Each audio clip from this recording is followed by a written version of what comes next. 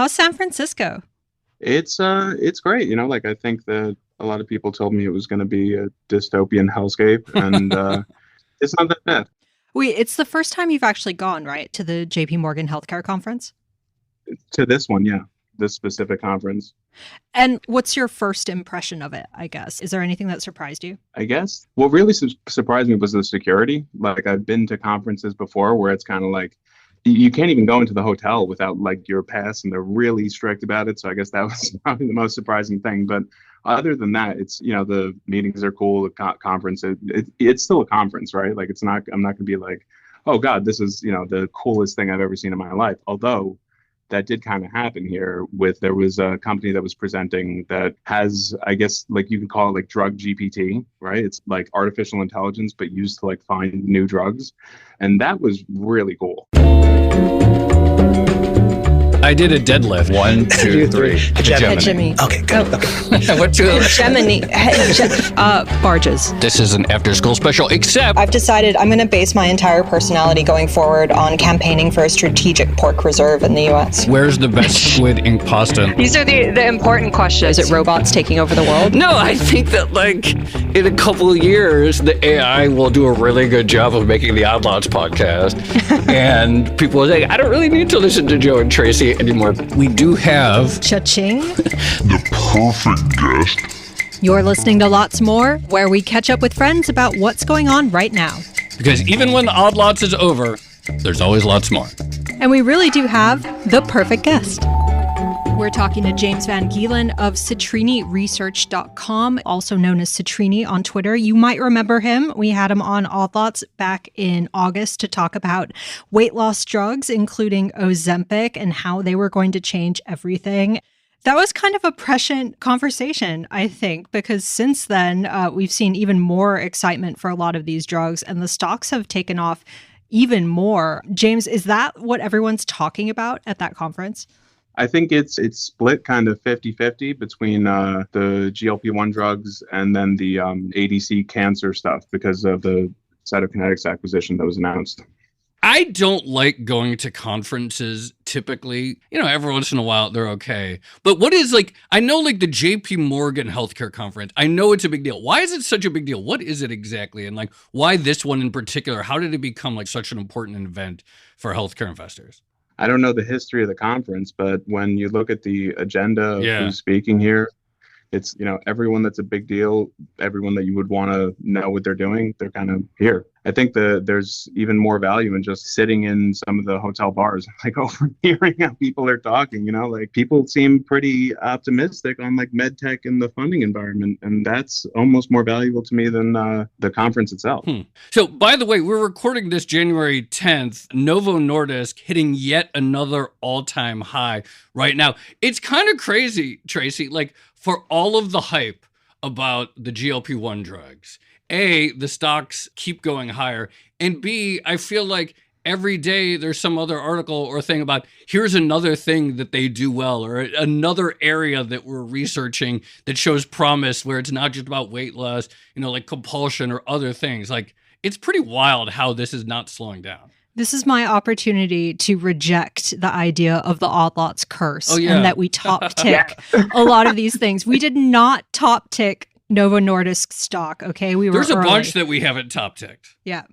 So, I actually, when I got the invite to come back, I remember everyone that was like, if you go on a podcast and you talk about this trend, that's it, it's over, So when I got the invite to come back, I went and I looked at Lilly and Novo, and so I think it's 81% of the time they have been at all-time highs since that.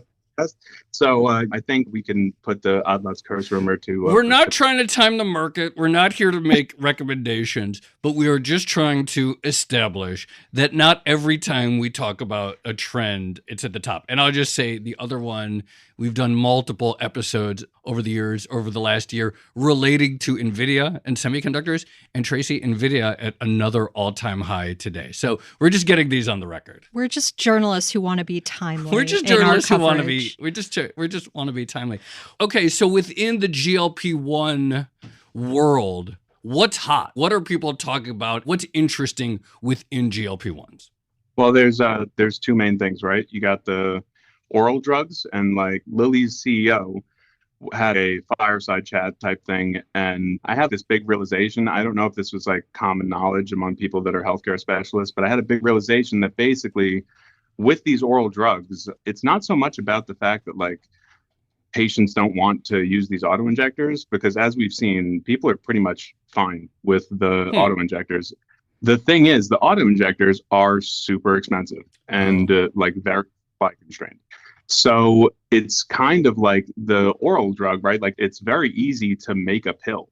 Right. And the supply chain is like not the same as the auto injector. So it turns out the way that he was speaking, it really gave me the idea that like these oral drugs, right? Like Lilly has Orf and Novo has one too that's in the works, and they seem to be kind of like the rate limiter, right? He had something that he said about how he sees supply for these drugs being a constraint for, the next 10 years. Wow. And then he said, that's not a bad thing, right?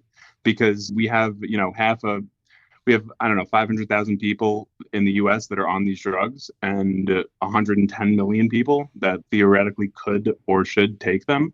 And that doesn't even count in Brazil or China or India, right? That's the main thing. So one of the things that lives rent-free in my head ever since we first spoke to you was Titan Stapler. Do you remember that? Like this my God, yeah. This company that makes Titan stomach staplers. And I'm wondering, obviously people are talking about the sort of positive impact of weight loss drugs, GLP-1, on their bottom lines. But is there anyone at the conference that you've heard or seen talking about negative impact? Honestly, I think that ever since right around the first time we spoke, there was a wave of some people that fell on the sword, so to speak, kind of like how Chegg did with artificial intelligence. I think that once they saw the stock reactions, once you come out and you say, GLP-1 drugs are killing us, and then your stock goes down 10% a day, I think they're a little more careful about it now. They're not readily offering that information, but also at the same time, obviously I had a very high conviction thesis on the idea that, CPAP machines and the Titan stapler and all these things would be actively affected, but it got so priced in so quickly. And some of that was not GLP-1 stuff, right? Some of that was basically just rates. Like, don't attribute to GLP-1s what you can attribute to interest rates, I guess. And so I think with medtech where it is, it's kind of, even with the impact there, they can kind of say, okay, but it's a little bit better than you feared. ResMed, a big maker of CPAP machines, that's bounced a little bit over the last few months, though still down from where it was a year ago. I was walking back to the office from lunch today, and I saw a sign for Weight Watchers about get on their GLP-1 program. So obviously they're trying to pivot to being a GLP-1 player, show how they can fit in. But that stock not doing so well. It's down quite a bit just in the last few months. Round trip went up 150%, then went all the way down. And the thing, if you're in the GLP-1 space at all and Eli Lilly starts doing what you're doing, it's not great. Tracy, I feel like investors, they love to get cute with things like, oh, I missed the Eli Lilly trade, so I'm going to buy this other company. And then you see NVIDIA's the winner, it has so far been the winner, Novo's the winner, Lilly, and then all these other secondary, tertiary plays. It's kind of dicier. Yeah. James, you mentioned something else that I think is kind of a big factor here, which is just interest rates and the move we've seen there. And you mentioned everyone being sort of enthusiastic about funding availability for pharma going into 2024. How much is some of this excitement just a pure rates play on the cost of funding for, these companies that spend a lot of money on research and development actually coming down? I think it's a rate of change thing, right? It got so bad that even a incremental improvement is going to be met with overwhelming kind of enthusiasm because the regional bank stuff, Silicon Valley Bank collapsing hurt the biopharma and biotech industry significantly. And I think that it's kind of been so long where rates were just going up and everything's going to stay higher for longer. And now, there's a glimmer of hope on the horizon. And it's very easy if you're in this industry and you've just been hearing no for the past, year and a half to say, oh, finally,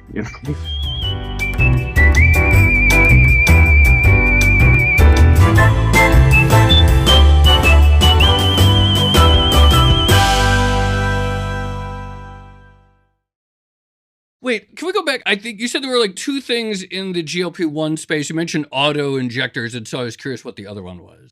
The other thing is that we're kind of finding out, or I guess we already knew, but the thing with the GLP-1 drugs is that they will make you lose weight, right? And if you are morbidly obese, that's great. Now, the problem is you are going to lose some muscle too, right? When you say you lose weight, it's not necessarily that all that weight is fat. And that can be a problem just because kind of common sense, right? It's better to have muscle mass. Muscle mass is great, especially if you're diabetic and also from like a cosmetic aesthetics perspective. So now kind of the thing that everyone is focusing on is finding a combination drug to be used alongside these GLP-1s that makes it so that you either do not lose muscle when you are losing fat or that you actually gain muscle. So there was some data from Regeneron that was, in my opinion, just like everything else that happens, very bullish for Lilly. They had an acquisition. They bought Versanis for $4 billion. And Versanis has a drug called bimigramab.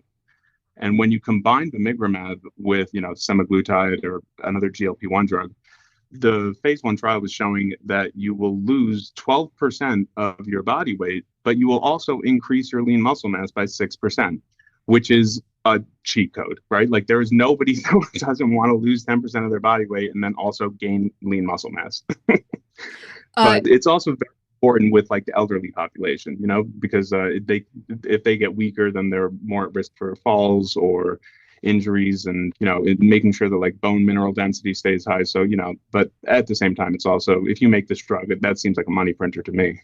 Well, also, I think muscle building drugs already exist in the form of anabolic steroids, although I doubt anyone's recommending that you go on Ozempic and then take steroids as well. But James, you mentioned at the very beginning of this conversation that you saw something cool, and you sent me a little video of this. And when you sent me the video, I had a sort of realization that we are truly in the future in some respects, because you sent me a video of a presentation of basically like an AI for drug development, so drug GPT, and you recorded the video using your Meta sunglasses. I am speaking to you guys right now on them. It was definitely future coded for sure. I mean, the thing was, this was Recursion Pharma's presentation, and theirs was at 7:15 in the morning, so it wasn't very crowded. And then NVIDIA presented later.